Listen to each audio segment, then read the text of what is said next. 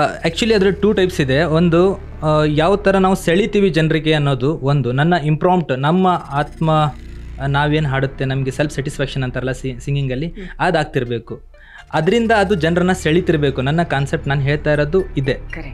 ಹೌದಾ? ಸೊ ಸಿಂಪಲ್ಲಾಗಿ ಹಾಡಬೇಕು ಅಂತಂದರೆ ಸಿಂಪಲ್ಲಾಗಿ ಬಾ ಸಂಪಿಗೆ ಸವಿಭಾವಲ ಹರೇ ಹರಿಯೇ ಪನ್ನೀರ ಜೀವನದಿ. ಸಿಂಪಲ್.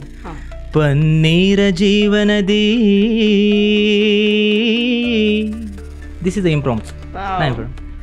ಬಾ ಮಲ್ಲಿಗೆ ಮಮಕಾರ ಮಾಯೆ. This is the original. ಅದನ್ನು ನಾವು ಇಂಪ್ರಾಂಪ್ಟ್ ಮಾಡಿದೆ. ಬಾ ಮಲ್ಲಿಗೆ ಮಮಕಾರ ಮಾಯೆ. This is the ಇಂಪ್ರಾಂಪ್ಟ್.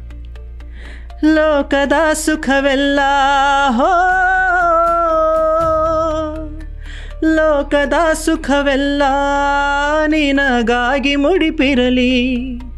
ಇರುವಂತ ನೂರು ಕಹಿ ಇರಲಿರಲಿ ನನಗಾಗಿ. ಕಾಯುವೆನು ಕೊನೆವರೆಗೂ ಕಣ್ಣಾಗಿ. ಸಿಂಪಲಾಗಿ ಹಾಡಿದ್ರೆ ಅದ್ರ ಕಾಯುವೆನು ಕೊನೆವರೆಗೂ ಕಣ್ಣಾಗಿ ಮೀನ್ಸ್ ನನ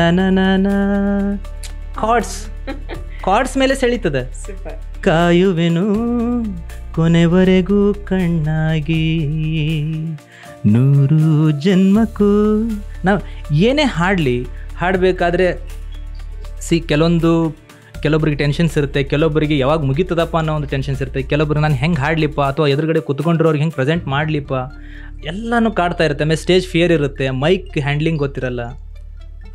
ಆಮೇಲೆ ಎದುರುಗಡೆ ಇರೋ ಪರ್ಸನ್ ನಮ್ಗಿಂತ ಜಾಸ್ತಿ ಕಲ್ತಿರೋರಿದ್ದರೆ ಅವ್ರ ಎದುರುಗಡೆ ನಮ್ದು ಹೆಂಗೆ ಸಿಂಗಿಂಗ್ ಪ್ರೆಸೆಂಟ್ ಮಾಡಬೇಕು ಅನ್ನೋ ಒಂದು ಗೊಂದಲದಲ್ಲಿ ಇರ್ತಾರೆ ಸಿಂಗರ್ಸ್.